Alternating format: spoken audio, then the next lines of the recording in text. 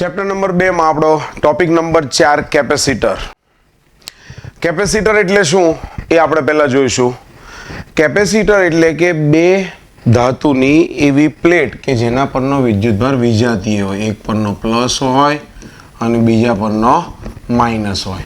તો chapter number 1 જોયું આપણે, એની અંદર ખાસ જોયું હતું કે ધાતુની બે પ્લેટો હોય અને વિજાતીય વિદ્યુતભાર ધરાવતી હોય, એક પરનો પ્લસ હોય બીજાના પરનો માઇનસ હોય, તો એની અંદર વિદ્યુત ક્ષેત્ર સિગ્મા અપોન એપ્સાઇલોન 0 મળે. જ્યારે બહારની બાજુએ બે સાઈડ કંઈ વિદ્યુત ક્ષેત્ર મળે નહીં. રાઈટ. બીજું, વિદ્યુત ક્ષેત્ર ધનથી ઋણ તરફનું હોય. તો આ કેપેસિટરની જે થિયરી છે ટેક્સ્ટબુકમાં આખી આપેલી છે. C બરાબર epsilon 0 A upon D, C બરાબર Q અપોન V અને C બરાબર 4 પાઈ એપ્સાઇલોન 0 આ સૂત્ર વડે. પણ કેપેસિટર છે શું? કેપેસિટરનો ઉપયોગ આપણે કરીએ છીએ શું એ આપણે થોડુંક ટૂંકમાં જાણી લઈએ કે કેપેસિટર એ એનર્જી સ્ટોર કરતો એક ઇલેક્ટ્રોનિક ડિવાઇસ છે. મુખ્યત્વે એનર્જી બે રીતે સ્ટોર થાય, એક કેપેસિટરમાં સ્ટોર થાય અને બીજી બેટરીમાં સ્ટોર થાય. પણ કેપેસિટરમાં જે એનર્જી સ્ટોર થાય છે એ એટ અ ટાઈમ મિલી સેકન્ડની અંદર આપણને ખૂબ મોટો પ્રવાહ જોતો હોય તો એ કેપેસિટર પૂરું પાડી શકે છે. જ્યારે બેટરી એ આપણને એટ અ ટાઈમ ખૂબ મોટો પ્રવાહ પૂરો પાડી શકે નહીં, કારણ કે બેટરીની અંદર પોતાનો ખુદનો ઇન્ટરનલ રેઝિસ્ટન્સ આવે, આંતરિક અવરોધ આવે, જે આપણે આના પછીનું ચેપ્ટર નંબર 3 એની અંદર અભ્યાસ કરીશું અને જોઈશું. બરાબર.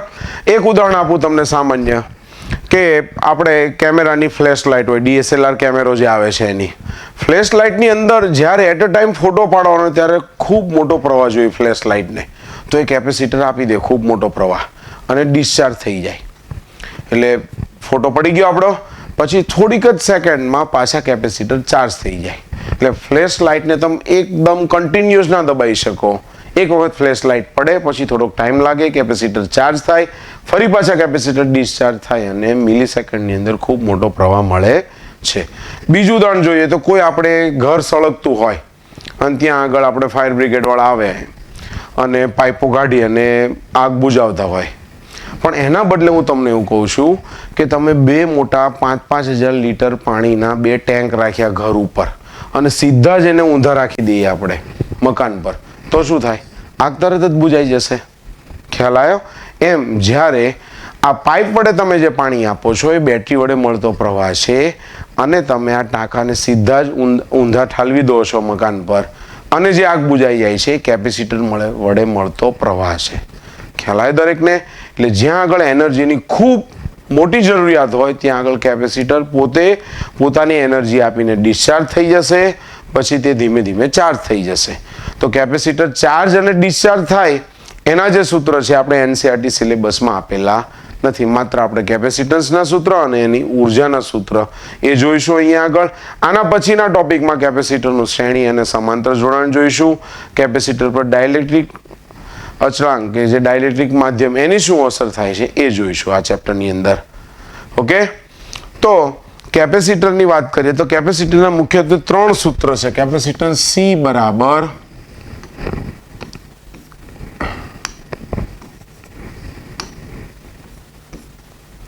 (4πε0r) એટલે કે વર્તુળાકાર ગોળાકાર કેપેસિટર એના માટેનું સૂત્ર છે. બીજું સૂત્ર છે C બરાબર Q અપોન V અને ત્રીજું સૂત્ર છે થિયરિટિકલ સાબિત કરેલું છે એપ્સિલોન 0 A અપોન D. જ્યાં D એ બે પ્લેટ વચ્ચેનું અંતર છે, A એ પ્લેટનું ક્ષેત્રફળ છે, એપ્સિલોન 0 તો આપણે એને ઓળખીએ જ છીએ. બરાબર. તો આ કેપેસિટન્સના 3 સૂત્ર થયા. હવે કેપેસિટરની બે પ્લેટ વચ્ચે જ્યારે આપણે હવા ભરેલી હોય ત્યારે એનું સૂત્ર છે C બરાબર એપ્સિલોન 0 A અપોન D. પણ જ્યારે કેપેસિટરની બે પ્લેટ વચ્ચે તમે K ડાઇલેક્ટ્રિક અચળાંક મૂકી દો તો હવે કેપેસિટન્સનું સૂત્ર થશે C ડેશ બરાબર K ઇન્ટુ C0 એટલે કે K into epsilon 0 A upon D થશે. રેડી? તો આ કેપેસિટરની વાત કરીએ આપણે. કેપેસિટરનો એકમ જોવા જઈએ તો કેપેસિટરનો એકમ છે ફેરાડે. કેપિટલ F એની સાઇન છે, ફેરાડે નામના વૈજ્ઞાનિકે મેળવ્યો હોવાથી. બીજું, એક ફેરાડે એકમ છે એ બહુ મોટો એકમ કહેવાય. તો વ્યવહારમાં આપણે જે વાપરીએ છીએ એકમ એ કયા છે? તો કે વ્યવહારમાં જે આપણે વાપરીએ છીએ micro faraday, nano faraday, pico faraday, આ રીતના એકમ વાપરીએ છીએ. ટેક્સ્ટબુકની અંદર ગણતરી કરીને આપેલું છે કે 1 ફેરાડે તમારે મેળવવું હોય કેપેસિટન્સ C બરાબર 1 ફેરાડે મેળવવું હોય તો જે પ્લેટનું ક્ષેત્રફળ છે 10⁹ મીટર સ્ક્વેર રાખવું પડે. એટલે કે તમારે એ પ્લેટને જો લંબાઈ અને પહોળાઈ ગણવા જઈએ, એની લેન્થ ગણવા જઈએ તો 30 કિલોમીટર જેટલી રાખવી પડે. ત્યારે તમને બે પ્લેટની વચ્ચે 1 ફેરાડે કેપેસિટન્સ મળે. 30 કિલોમીટર લંબાઈ એટલે બહુ મોટી પ્લેટ થાય. ખ્યાલ આવે દરેકને? એટલે ફેરાડે બહુ મોટો એકમ છે. ઘરની અંદર આપણે જે પંખામાં જે કેપેસિટર વપરાય છે એ કેપેસિટરનું મૂલ્ય છે 3.2 માઇક્રો ફેરાડે. ખ્યાલ આવે? એટલે ફેરાડે બહુ મોટો એકમ છે. બીજું, જ્યાં આગળ જે વર્તુળાકાર વસ્તુ ફરતી હોય ગોળાકાર, કે જેને સ્ટાર્ટિંગમાં ટોર્ક આપવો પડે, આ ટોર્ક કઈથી પૂરો પાડે? તો કે કેપેસિટર પોતાની ઉર્જા ગુમાવી દે છે. જેમ કે આપણે ઘરની અંદર પંખો છે, પાણીની મોટર છે, બીજી કોઈ ઇલેક્ટ્રિક મોટર છે, આ બધાની અંદર કેપેસિટર હોય ને હોય જ. કેમ? તો કે કેપેસિટર સ્ટાર્ટિંગમાં જે જરૂરી ટોર્ક છે એ કેપેસિટર જ પૂરું પાડે છે. રેડી? ચેપ્ટર નંબર 7માં પણ આપણે જોયું હશે, તમને ખબર હોય તો, કે કેપેસિટરનો એસી પ્રવાહમાં પણ બહુ મોટો ઉપયોગ છે, બહુ મોટો ફાળો છે.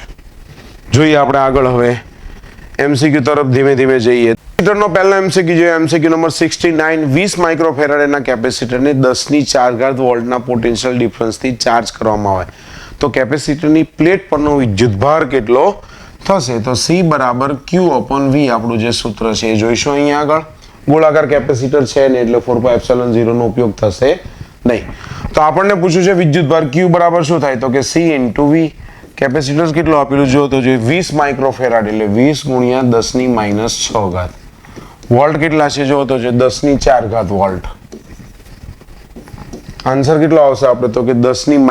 20 × 10⁻², એટલે કે 0.2 કુલમ આપણો આન્સર આવશે. એમસીક્યુ નંબર 69 નો આન્સર છે એ 0.2 કુલમ. એમસીક્યુ નંબર 70 જોઈએ. 2 ફેરાડે કેપેસિટન્સ મેળવવા માટે એકબીજાથી 2 mm દૂર રાખેલી બે વાહક પ્લેટના તંત્રમાં દરેક પ્લેટનું ક્ષેત્રફળ કેટલું થશે? ε0 આપેલું છે. C બરાબર આપણને ખબર છે ε0 A/d. ક્ષેત્રફળ પૂછ્યું છે એને સૂત્રનું કરતા બનાવીશું. C × d/ε0. ચલો, C કેટલા આપેલા છે? 2 ફેરાડે. D છે 2 mm એટલે કે 2 × 10⁻³ ε0 છે 8.85 × 10⁻12. રેડી? આપણે ક્ષેત્રફળ લેવાનું છે 4/8 એટલે 1/2 એટલે 0.54 10⁻12. ઓકે, કેલ્ક્યુલેટર લઈને આપણે એનો આન્સર જોઈ લઈએ.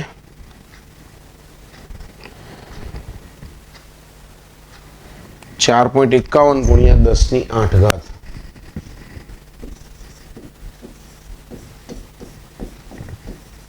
10⁸ metre square. Ready? Answer C is right answer. આગળ જે એમસીક્યુ નંબર 71. પૃથ્વીને 6408 કિલોમીટર ત્રિજ્યાનો ગોળો લઈએ તો પૃથ્વીનું કેપેસિટન્સ કેટલું થાય આપણે ગણીએ. ચલો, ગોળાકાર કેપેસિટન્સ માટેનું આપણું સૂત્ર તો C બરાબર 4πε0r. હવે જોજો હો, તમે 4πε0r કિંમત મૂકીને ગણો તો સારું જ કહેવાય. પણ હું તમને કેવું કહું છું, K બરાબર શું થાય? આપણે ટ્રીક વાપરીએ. K બરાબર 1/4πε0. તો 4πε0 એટલે શું થાય? 1/k. એટલે આપણે R/k સૂત્ર વાપરીએ તો આપણને ઘણું સરળ પડે. તો આપણને પૂછેલું કેપેસિટન્સ ત્રિજ્યા છે 6408 કિલોમીટર એટલે કે 10⁻³ ઓકે. કે છે 9 × 10⁻9 આપણને ખબર છે. ગણતરી કરવા જઈશું આપણે તો 712 માઇક્રો ફેરાડે આપણો આન્સર આવશે. અત્યારે કેલ્ક્યુલેટર લઈને હું ટાઈમ નહીં બગાડવરાવું, કારણ કે આપણો વિડીયોની લેન્થ ઘણી લાંબી થઈ જાય, એટલા માટે આપણે કેલ્સી લઈશું નહીં. આગળ જોઈએ આપણે એમસીક્યુ નંબર 72.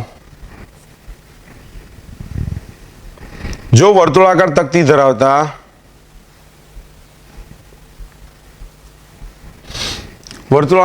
ધરાવતા સમાંતર પ્લેટ કેપેસિટરની ત્રિજ્યા અડધી કરવામાં આવે તો એનું કેપેસિટન્સ કેટલું થાય? ચલો, વર્તુળાકાર તકતી ધરાવતા બે સમાંતર પ્લેટ કેપેસિટર છે. હવે આની ત્રિજ્યા છે r. મને એવું કહે છે કે ત્રિજ્યા હું અડધી કરી નાખું તો પહેલા ક્ષેત્રફળમાં અસર થશે. તો ક્ષેત્રફળ વર્તુળાકાર તકતી માટે શું થાય? પાઈ r સ્ક્વેર થાય, રાઈટ. નવું ક્ષેત્રફળ a ડેશ લઈ લઈશું, ત્રિજ્યા અડધી કરી દઈશ, r/2 નો સ્ક્વેર એટલે પાઈ r સ્ક્વેર બાય 4 થઈ ગયું. એટલે કે ક્ષેત્રફળ મૂળ ક્ષેત્રફળનું ચોથા ભાગનું થઈ ગયું. તો નવું c ડેશ કેટલું થશે? Epsilon 0 a dash upon d. તો એપ્સિલોન 0 a/4 છે ઇન્ટુ d. તો આ તો આપણો c છે, એપ્સિલોન 0 a અપોન d એટલે c છે, એટલે કે c/4 એટલે કે ચોથા ભાગનું થશે. આગળ MCQ નંબર 73 જોઈએ આપણે. ધાતુના એક ગોળાનું કેપેસિટન્સ 1 માઇક્રોફેરાડે છે તો ગોળાની ત્રિજ્યા ખાલી જગ્યા થશે. ફરી ગોળાકાર કેપેસિટન્સ આવ્યું c બરાબર 4πε0r. આપણે કીધું હતું કે 1/k કરી દઈએ તો પણ ચાલે, એટલે કે r/k કરીશું. અત્યારે આપણે ત્રિજ્યા પૂછી છે, ત્રિજ્યા r બરાબર c ઇન્ટુ k થઈ જાય. c કેટલા આપેલા છે આપણને જો તો જોઈએ 1 માઇક્રોફેરાડ એટલે 1 ગુણ્યા 10 ની માઇનસ 6. k એટલે 9 ગુણ્યા 10 ની 9 ઘાત. તો આન્સર આવશે 9 ગુણ્યા 10 ની કેટલી આવી? આ પ્લસ 3 ઘાત આવી. ત્રિજ્યા 9 ગુણ્યા 10 ની 3 ઘાત મીટર એટલે કે 9 કિલોમીટર. જોઈ તમે 1 માઇક્રોફેરાડે કેપેસિટન્સ લેવું તો ગોળાની ત્રિજ્યા કેટલી જોઈએ છે? 9 કિલોમીટર. બહુ વધારે કહેવાય. 74 r ત્રિજ્યાના અલગ કરેલા બે વાહક ગોળાનું કેપેસિટન્સ ખાલી જગ્યાના સમપ્રમાણમાં છે. એ તો આપણી પાસે સૂત્ર જ છે. ગોળા માટેનું કેપેસિટન્સનું સૂત્ર c બરાબર 4πε0r એટલે કે c એ r ના સમપ્રમાણમાં છે. જેમ ત્રિજ્યા મોટી એમ કેપેસિટન્સ મોટું, જેમ ત્રિજ્યા નાની એમ કેપેસિટન્સ ઓછું. એટલે કે કેપેસિટન્સ એ ત્રિજ્યાના સમપ્રમાણમાં છે. Answer is right answer. MCQ number 75. જો ધાતુના એક ગોળાનું કેપેસિટન્સ 1 પિકોફેરાડે હોય તો એનો વ્યાસ પૂછ્યો છે, ત્રિજ્યા નહીં. પણ આપણે તો પહેલા ત્રિજ્યા વાળું સૂત્ર છે એટલે લઈશું c બરાબર 4πε0r એટલે કે r/k. પહેલા આપણે r મેળવી લઈશું એટલે કે c ઇન્ટુ k. c આપણને આપેલા છે 1 પિકોફેરાડ એટલે 1 ગુણ્યા 10 ની માઇનસ 12. k છે આપણો 9 ગુણ્યા 10 ની 9 ઘાત. આન્સર તો આપણો એમનામ જ થઈ જશે 9 ગુણ્યા 10 ની માઇનસ કેટલી થશે? 3 ઘાત મીટર. પણ 9 ગુણ્યા 10 ની માઇનસ 3 ઘાત મીટર એવો જવાબ આપણે પહેલા તો વ્યાસ મેળવવાનો છે. r છે આપણો વ્યાસ. d is equal to 2 times of r થાય 2 ગુણ્યા 9 ગુણ્યા 10 ની માઇનસ 3 એટલે કે 18 ગુણ્યા 10 ની માઇનસ 3 ઘાત મીટર. 18 ગુણ્યા 10 ની માઇનસ 3 ઘાત મીટર. આન્સર આવે છે આપણો b 18 ગુણ્યા 10 ની માઇનસ 3 ઘાત મીટર. વ્યાસ પૂછો છે. આમાં શું થાય? ઉતાવળ કરવા જાવ તો 9 ગુણ્યા 10 ની માઇનસ 3 ટીક થઈ જાય. બરાબર. આપણે પ્રશ્નને જોવાનો 18 આપેલો છે એટલે એ જ લેવાનો. રેડી? ચલો આગળ જોઈએ. MCQ number 76. નીચેનામાંથી કયો એકમ કેપેસિટન્સનો નથી? તો ફેરાડે તો આપણને ખબર છે. સાયમન્સ અપોન ઓહમ એ પણ આપણે ચેપ્ટર નંબર 3 માં જોઈશું. c બરાબર તો q અપોન v છે એટલે એ પણ થઈ ગયો. નથી એવું પૂછ્યું છે. નથી તો કયો છે? જૂલ પ્રતિ કુલમ. એટલે જૂલ પ્રતિ કુલમ કોનો છે? વોલ્ટનો છે ભાઈ. કોનો છે? વોલ્ટનો. એટલે આન્સર અત્યારે આપણો સાચો જવાબ છે b જૂલ પ્રતિ કુલમ.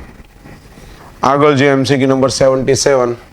પૃથ્વીનું કદ v તથા સપાટીનું ક્ષેત્રફળ a હોય તો કેપેસિટન્સ કેટલું થશે? જો તમને કહું કે અહીંયા આગળ બધા ઓપ્શન જોવો છે એમાં તમને પાઈ epsilon 0 v upon a upon v a upon v v upon a આવું દેખાય છે. એટલે ઓબ્વિયસ આપણે પૃથ્વીની વાત છે એટલે ગોળાનું કેપેસિટન્સનું સૂત્ર લેવું પડશે. પણ ગોળાના કેપેસિટન્સનું સૂત્ર લો તો c બરાબર શું થઈ જાય? 4πε0r. પણ અહીંયા આગળ કોઈ પણ એવો ઓપ્શન સેટ થાય છે જો તો જોઈ તો કે આપણે હવે કદ અને ક્ષેત્રફળનો કંઈક ગુણોત્તર લઈ અને એને ત્રિજ્યાના ફોર્મમાં લાવવું પડશે. તો આપણે ટ્રાય કરીએ કે ભાઈ કદ અપોન ક્ષેત્રફળ એક વખત ટ્રાય તો કરીએ. તો ગોળાના કદનું સૂત્ર શું છે? 4/3 પાઈ r³ થાય. ઓકે. ક્ષેત્રફળ એટલે 4 πr² થાય. તો 4 અને પાઈ કેન્સલ થઈ જાય. r³ અપોન r² એટલે કે r.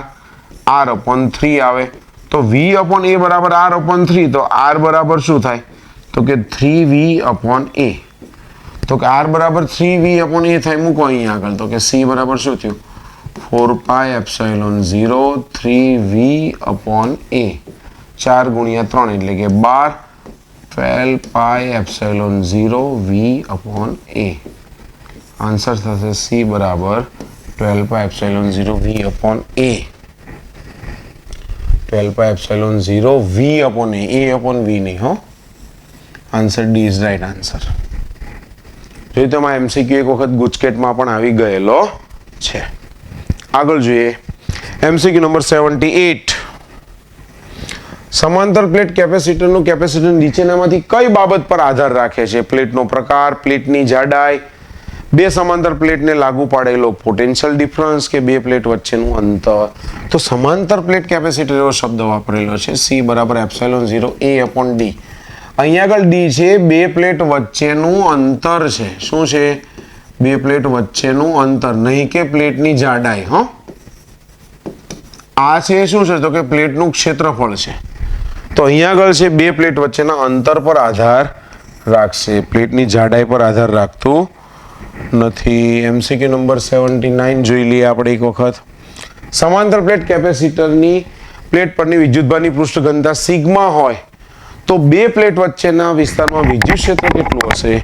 આપણે સૂત્રો જોઈએ આ ટોપિકના, એની અંદર સ્ટાર્ટિંગમાં જ વાત કરી કે એક પ્લેટ ધન વિદ્યુત ભારિત હોય, બીજી કેવી હોય ઋણ, એટલે વિજાતીય વિદ્યુત ભાર ધરાવતી બે પ્લેટો થઈ તો વચ્ચેના વિસ્તારમાં વિદ્યુત ક્ષેત્ર હોય સિગ્મા અપોન એપ્સિલોન 0, અને વિદ્યુત ક્ષેત્ર હંમેશા ધન વિદ્યુત ભારથી ઋણ વિદ્યુત ભાર તરફ હોય, કે પ્લસ ક્યુ થી માઇનસ ક્યુ તરફ, અને સિગ્મા અપોન એપ્સિલોન 0, એટલે કે આન્સર સી થશે આપણો, પ્લસ ક્યુ થી માઇનસ ક્યુ તરફ અને sigma upon epsilon 0. MCQ number 80 જોઈએ. 1 મીટર બાય 1 મીટરની હોય તેવી બે પ્લેટ વચ્ચેનું અંતર 1 mm હોય તો એનું કેપેસિટન્સ કેટલું થશે? ભાઈ C બરાબર અંતર અને ક્ષેત્રફળ આપેલું છે એપ્સિલોન 0 A upon D. આ સૂત્ર વાપરીશું. એપ્સિલોન 0 છે 8.85 ગુણ્યા 10 ની માઇનસ 12 ઘાત. ક્ષેત્રફળ છે 1 મીટર બાય 1 મીટર એટલે 1 મીટર સ્ક્વેર થઈ ગયું. ડિસ્ટન્સ કેટલું છે 1 mm એટલે કે 1 ગુણ્યા 10 ની માઇનસ 3 ઘાત. જોઈએ 8.85 તો એમનો એમ જ રહેશે, 10 ની માઇનસ 12 પ્લસ 3, 10 ની માઇનસ 9 ઘાત આયા એટલે કે 8.85 ગુણ્યા 10 ની માઇનસ 9 ઘાત ફેરાડે. 10 ની માઇનસ 9 ઘાત ને નેનો કહેવાય એટલે 8.85 નેનો ફેરાડે. આન્સર બી આપણો સાચો થશે. રેડી? આગળ જઈએ આપણે MCQ નંબર 81. સમાંતર પ્લેટ કેપેસિટરનું કેપેસિટન્સ વધારવા માટે મારે શું કરવું પડે? ક્ષેત્રફળ ઘટાડવું પડે, અંતર વધારવું પડે, ક્ષેત્રફળ વધારવું પડે, કે ડાઇલેક્ટ્રિક અચળાંકનું મૂલ્ય ઘટાડવું પડે? તો આપણી પાસે સૂત્ર છે સમાંતર પ્લેટ કેપેસિટરનું એપ્સિલોન 0 A upon D. તો જો અંતર ઘટે તોય કેપેસિટન્સ વધે, આપણને તો વધારવા માટેની કન્ડિશન પૂછી છે. અંતર ઘટે બે પ્લેટ વચ્ચેનું તોય વધે, બીજું ક્ષેત્રફળ વધે તોય વધે. કયો ઓપ્શન સેટ થાય છે? ક્ષેત્રફળ ઘટાડવું પડે, ના વધારવું પડે. અંતર વધારવું પડે, ના અંતર ઘટાડવું હોય તો વધે. પ્લેટ વચ્ચેનું ક્ષેત્રફળ વધારવું પડે તો આ સાચો પડે. કોઈ કેમ કે સર ડાઇલેક્ટ્રિક અચળાંકના મૂલ્ય, તો ડાઇલેક્ટ્રિક અચળાંકના મૂલ્યથી કેપેસિટન્સ કે ગણું થાય, પણ ડાઇલેક્ટ્રિક અચળાંકનું મૂલ્ય ઘટાડવાનું કહે છે આપણને, માટે ઓપ્શન સેટ થશે નહીં. આન્સર સી એ આપણો સાચો જવાબ થશે. 82મા નંબરનો MCQ, બહુ સારો MCQ, ઘણી વખત બોર્ડમાં અને ગુજકેટમાં આવી ગયેલો છે. જૂના સિલેબસનો MCQ છે, NCERT પહેલાના સિલેબસનો. 4 સેન્ટીમીટર વ્યાસ ધરાવતી વર્તુળાકાર પ્લેટમાંથી બનાવેલા સમાંતર પ્લેટ કેપેસિટરનું કેપેસિટન્સ 200 સેન્ટીમીટર વ્યાસના ગોળાના કેપેસિટન્સ જેટલું છે, તો બે પ્લેટ વચ્ચેનું અંતર શોધો. જોયું તમે? પ્રશ્ન આખો સમજતા રહેજો. 4 સેન્ટીમીટર વ્યાસ ધરાવતું સમાંતર પ્લેટ કેપેસિટર, આ 4 સેન્ટીમીટર એનું શું છે? ડાયામીટર. આનું કેપેસિટન્સ એ 200 સેન્ટીમીટર વ્યાસવાળા ગોળાના કેપેસિટન્સ જેટલું. બંનેના C સમાન છે એટલે કે આ 100 સેન્ટીમીટર છે ત્રિજ્યા, 200 સેન્ટીમીટર વ્યાસ, એટલે આ બંનેના કેપેસિટન્સ સમાન છે. તો બે પ્લેટ વચ્ચેનું અંતર D મારે મેળવવાનું છે. હવે જોજો તમને, આ જે સમાંતર પ્લેટ કેપેસિટર્સ છે એનું સૂત્ર શું છે? Epsilon 0 A upon D. ગોળો આપેલો છે બાજુમાં, એનું કેપેસિટરનું સૂત્ર શું છે? 4 પાઈ એપ્સિલોન 0 R. તો આપણે D મેળવવાનું છે, કઈ વાંધો નહીં. એપ્સિલોન 0 A એટલે પાઈ R સ્ક્વેર. અહીંયા આગળ જોતો છે આનો વ્યાસ કેટલો આપેલો છે? 4 સેન્ટીમીટર. તો ત્રિજ્યા કેટલી થાય? 2 સેન્ટીમીટર. એટલે કે પાઈ R સ્ક્વેર એટલે કે 2 ગુણ્યા 10⁻² ઘાતનો વર્ગ કરી નાખ્યો મેં. ડિસ્ટન્સ D ને સૂત્રનો કરતા બનાવીએ છીએ હમણાં. 4 પાઈ એપ્સિલોન 0 R એટલે કે 200 સેન્ટીમીટર વ્યાસ વાળો ગોળો છે, તો એની ત્રિજ્યા કેટલી થાય? 100 સેન્ટીમીટર થશે R. 100 સેન્ટીમીટર એટલે R બરાબર 1 મીટર કહેવાય કે ના કહેવાય? R બરાબર શું કહેવાય? 1 મીટર કહેવાય. તો અહીંયા આગળ મૂકી દો R બરાબર 1. કઈ વાંધો નહીં, જોજો હો તમે. હવે અહીંયા આગળ 2 નો વર્ગ 4 થશે. આપણે પહેલા એક સાદુરૂપ આપીને D ને સૂત્રનો કરતા બનાવી દઈએ. ચલો, તો D ને સૂત્રનો કરતા બનાવો એટલે શું થાય?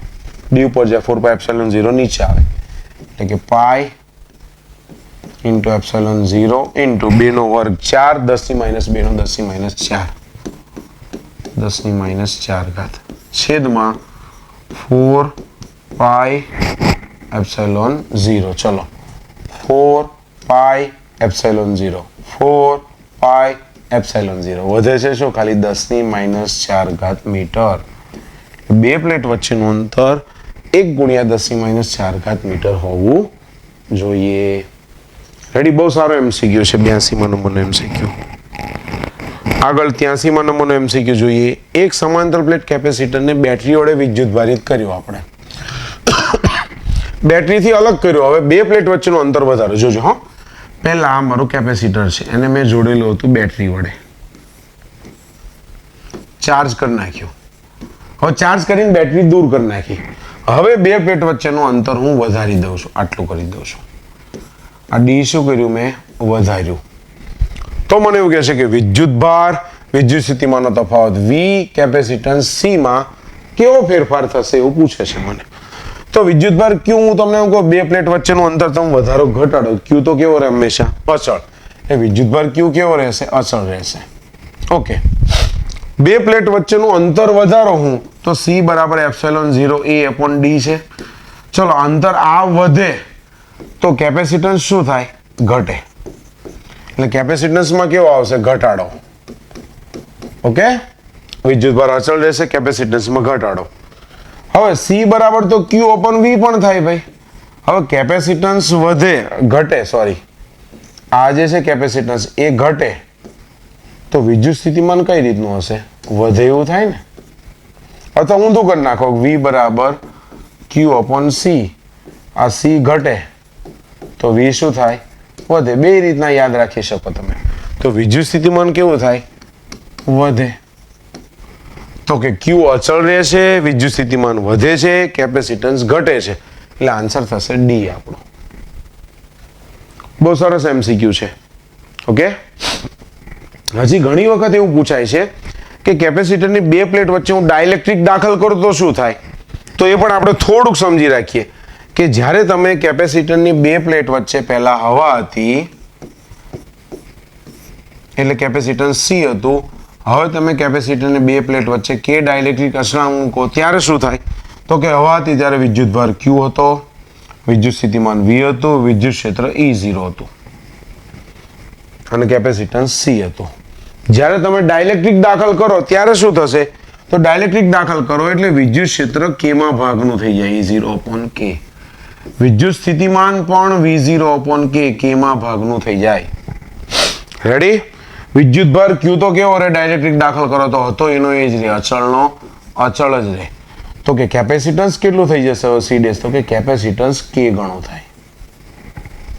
આ ખાસ કોન્સેપ્ટ છે, યાદ રાખજો. અત્યારે આપણે આની અંદર MCQ નથી લીધો, પણ સમજવા માટે બહુ સારી વસ્તુ છે કે જ્યારે હવા હોય ત્યારે વિદ્યુતભાર Q, વિદ્યુત સ્થિતિમાન V, વિદ્યુત ક્ષેત્ર E0, કેપેસિટન્સ C નું C જોઈએ. પણ જ્યારે હું K ડાઇલેક્ટ્રિક અચળાંક દાખલ કરું ત્યારે વિદ્યુત ક્ષેત્ર K માં ભાગનું થશે, વિદ્યુત સ્થિતિમાન પણ K માં ભાગનું થશે, વિદ્યુતભાર તમારો અચળ જ રહે અને કેપેસિટન્સ K ગણું થાય. રેડી?